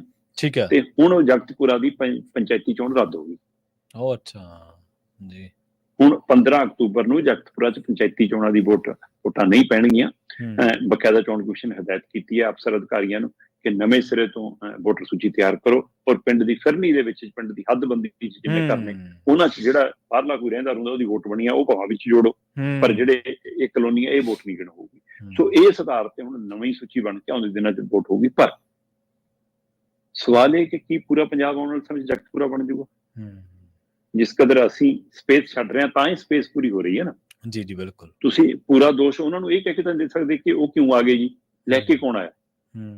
ਉਹਨਾਂ ਲਈ ਥਾਂ ਕਿਹਨੇ ਬਣਾਈ? ਜੇ ਅਸੀਂ ਹੱਥੀਂ ਕਿਰਤ ਛੱਡੀ ਜਾਂ ਅਸੀਂ ਵਿਦੇਸ਼ਾਂ ਨੂੰ ਲੇਬਰ ਕਰਨ ਤੁਰੇ, ਅਗਲੇ ਇੱਥੇ ਲੇਬਰ ਕਰਨਾ। ਸੋ ਅਜੇ ਵੀ ਰਾਜਨੀਤਿਕ ਧਿਰਾਂ ਨੂੰ ਵੀ ਔਰ ਸਮਾਜਿਕ ਧਿਰਾਂ ਨੂੰ ਔਰ ਸਾਡੇ ਮੂਲ ਵਾਸੀਆਂ ਨੂੰ ਇਸ ਪ੍ਰਕਿਰਿਆ ਨੂੰ ਸੋਚਣ ਦੀ ਲੋੜ ਹੈ। ਨਹੀਂ ਉਹ ਦਿਨ ਦੂਰ ਨਹੀਂ ਜਿੱਦਣ ਪੂਰਾ ਪੰਜਾਬ ਜਗਤਪੁਰਾ ਬਣਿਆ ਹੋਊ। ਜੀ ਬਿਲਕੁਲ। ਤੇ ਸ਼ਰਮਾ ਜੀ, ਜਾਂਦੇ ਗੱਲ ਕਰੀਏ ਹਰਿਆਣਾ ਵਿਧਾਨ ਸਭਾ ਚੋਣਾਂ ਦੇ ਨਤੀਜਿਆਂ ਦੀ। ਇਹ ਨਤੀਜੇ ਅੱਜ ਆ ਰਹੇ ਨੇ ਜੀ। ਕਈ ਦਿੱਗਜਾਂ ਦੀ ਕਿਸਮਤ ਦਾਅ ਤੇ ਲੱਗ ਗਈ। ਪ੍ਰਵੀਨ ਜੀ, ਇਸ ਸਮੇਂ ਲਗਭਗ ਮਤਲਬ ਸ਼ੁਰੂ ਹੈ ਗਿਣਤੀ ਮਿਣਤੀ, ਜੇ ਆਪਾਂ ਹਿਸਾਬ ਲਾਈਏ, ਹੈ ਨਾ। ਠੀਕ ਹੈ ਜੀ, ਠੀਕ ਹੈ। ਤੇ 8 ਵਜੇ ਭਾਰਤੀ ਸਮੇਂ ਅਨੁਸਾਰ ਪੂਰੇ 8 ਵਜੇ ਗਿਣਤੀ ਸ਼ੁਰੂ ਹੋਣੀ ਹੈ ਤੇ ਅੱਧੇ ਪੌਣੇ ਘੰਟੇ ਬਾਅਦ ਰੁਝਾਨ ਹੋਣੇ ਸ਼ੁਰੂ ਹੋ ਜਾਣੇ ਆ। ਬੇਸ਼ੱਕ ਐਗਜ਼ਿਟ ਪੋਲ ਜੰਮੂ ਕਸ਼ਮੀਰ ਤੋਂ ਲੈ ਕੇ ਹਰਿਆਣਾ ਤੱਕ ਕਾਂਗਰਸ ਦੀ ਸਰਕਾਰ ਦਾ ਅਸਾਰ ਦਿਖਾ ਰਹੇ ਨੇ, ਪਰ ਭਾਜਪਾ ਵੀ ਛੱਡਣ ਲਈ ਤਿਆਰ ਨਹੀਂ ਹੈ। ਜੀ ਜੀ ਬਿਲਕੁਲ। ਭਾਜਪਾ ਨੂੰ ਪਤਾ ਹੈ ਕਿ 19 ਵੀ ਸੀਟਾਂ ਜਿਹੜੀਆਂ ਫਸੀਆਂ ਨੇ ਉੱਥੇ ਕੋਈ ਖੇਲਾ ਹੋ ਸਕਦਾ, ਤੇ ਅਗਲੇ ਕੋਲ ਤਾਂ ਚੋਣ ਕਮਿਸ਼ਨ ਵੀ ਹੈਗਾ, ਹੈ ਨਾ। ਜਿਵੇਂ ਆਪਾਂ ਪੰਜਾਬ ਦੀਆਂ ਪੰਚਾਇਤੀ ਚੋਣਾਂ ਦੇ ਹਵਾਲੇ ਨਾਲ ਗੱਲ ਕਰ ਰਹੇ ਹਾਂ ਨਾ, ਪਤਾ ਲੱਗ ਰਿਹਾ ਕਿ 15 ਤਰੀਕ ਲਈ ਅਫਸਰਾਂ ਨੂੰ ਅਜਿਹੀ ਹਦਾਇਤ ਦਿੱਤੀ ਜਾ ਰਹੀ ਆ ਕਿ ਵੀ ਜਿਹੜਾ ਜਿੱਤ ਰਿਹਾ ਉਹਨੂੰ ਐਲਾਨ ਦੇਣਾ ਕਿ ਇਹ ਜਿੱਤ ਗਿਆ, ਸਰਟੀਫਿਕੇਟ ਦੇ ਦੇ ਬਸ, ਕਿ ਸਰਟੀਫਿਕੇਟ ਨਹੀਂ ਦੇਣਾ। ਅੱਛਾ, ਆਹੀ ਤਾਂ ਪਹਿਲੂ ਹੈ। ਕਹਿੰਦੇ ਕਿ ਉੱਥੇ ਕੋਈ ਰੌਲਾ ਨਹੀਂ ਪਾਉਣਾ, ਜਿਹੜਾ ਜਿੱਤ ਰਿਹਾ ਉਹਨੂੰ ਜਿਤਾ ਦਿਓ, ਢੋਲ ਵਜਾ ਦਿਓ, ਹਾਰ ਪਵਾ ਦਿਓ, ਪਰ ਸਰਟੀਫਿਕੇਟ ਨਹੀਂ ਉੱਥੇ ਦੇ ਕੇ ਆਉਣਾ, ਲਿਖਤੀ ਕੋਈ ਨਹੀਂ ਦੇ ਕੇ ਆਉਣਾ। ਉਹ ਅੱਛਾ, ਇਹਦਾ ਮਤਲਬ ਅਜੇ ਵੀ ਕੋਈ ਖਲਾਰਾ ਪਊਗਾ। ਉਸੇ ਤਰ੍ਹਾਂ ਇੱਥੇ ਚੋਣ ਕਮਿਸ਼ਨ ਜਿਹੜੀ ਤਿਰਕੰਨੀ, ਆਪਾਂ ਨੂੰ ਪਤਾ ਕਿ ਕਈ ਵਾਰ ਗਿਣਤੀ ਜਿਹੜੀ 11 ਵਜੇ ਨਿਬੜਨੀ ਹੁੰਦੀ ਹੈ, ਰਾਤ ਦੇ 2 ਵਜੇ ਤੱਕ ਫਸੀ ਰਹਿੰਦੀ ਹੈ। ਸੋ ਕੀ ਭਾਜਪਾ 19-20 ਸੀਟਾਂ ਨੂੰ ਲੈ ਕੇ ਕੋਈ ਖੇਲ ਕਰ ਸਕਦੀ? ਪਰ ਕਾਂਗਰਸ ਵਾਲੇ ਇੰਨੇ ਕਾਲੇ ਨੇ ਬਾਈ ਜੀ, ਕੱਲ ਕਈਆਂ ਨੇ ਲੱਡੂ ਵੰਡ ਲਏ ਹੈ, ਕੋਈ ਰਾਜਸਥਾਨ ਮੱਥਾ ਟੇਕਣ ਚਲਾ ਗਿਆ, ਕੋਈ ਕੇਦਾਰਨਾਥ ਚਲਾ ਗਿਆ, ਕਿਸੇ ਨੇ ਬਗਲਾ ਮੁਖੀ ਹਿਮਾਚਲ ਜਾ ਕੇ ਪੂਜਾ ਪਾਠ ਕਰਾ ਲਈ। ਇਹ ਉਹ ਨੇ ਜਿਹੜੇ ਮੁੱਖ ਮੰਤਰੀ ਦਾਅਵੇਦਾਰ ਨੇ ਕਾਂਗਰਸੀ, ਹੈ ਨਾ। ਆਪਣਾ ਭੁਪਿੰਦਰ ਹੁੱਡਾ ਵੀ, ਸੁਰਜੇਵਾਲ ਵੀ ਤੇ ਕੁਮਾਰੀ ਸ਼ੈਲਜਾ ਵੀ, ਇਹ ਹੁਣ ਇਸ ਤੇ ਕਈਆਂ ਨੇ ਲੱਡੂ ਵੰਡ ਲਏ। ਓਵਰਆਲ ਜਿਹੜੇ ਐਗਜ਼ਿਟ ਪੋਲ ਨੇ ਉਹਨਾਂ ਦੇ ਹਿਸਾਬ ਨਾਲ ਐਵਰੇਜ ਕੱਢ ਰਿਹਾ ਮੈਂ, ਸਾਰਿਆਂ ਦੀ ਐਵਰੇਜ ਕਾਂਗਰਸ ਨੂੰ 55 ਦੇ ਰਹੇ ਨੇ ਤੇ ਭਾਜਪਾ ਨੂੰ 26 ਦੇ ਰਹੇ ਨੇ, ਹੈ ਨਾ। ਤੇ ਅਨੈਲੋ ਤੇ ਬਸਪਾ ਗਠਜੋੜ ਨੂੰ 2 ਦੇ ਰਹੇ ਨੇ, ਜੇਜੇਪੀ ਤੇ ਆਮ ਆਦਮੀ ਪਾਰਟੀ ਵਗੈਰਾ ਨੂੰ 0-0 ਦੇ ਰਹੇ ਨੇ, ਆਜ਼ਾਦ 7 ਦੇ ਰਹੇ ਨੇ। ਸੋ ਪਰ ਨਤੀਜੇ ਹੁੰਦੇ ਨੇ, ਐਗਜ਼ਿਟ ਪੋਲ ਹੁੰਦੇ ਨੇ। ਸੋ ਇਸ ਨਤੀਜਿਆਂ ਵਾਲੀ ਘੜੀ ਬਹੁਤ ਨੇੜੇ ਆ।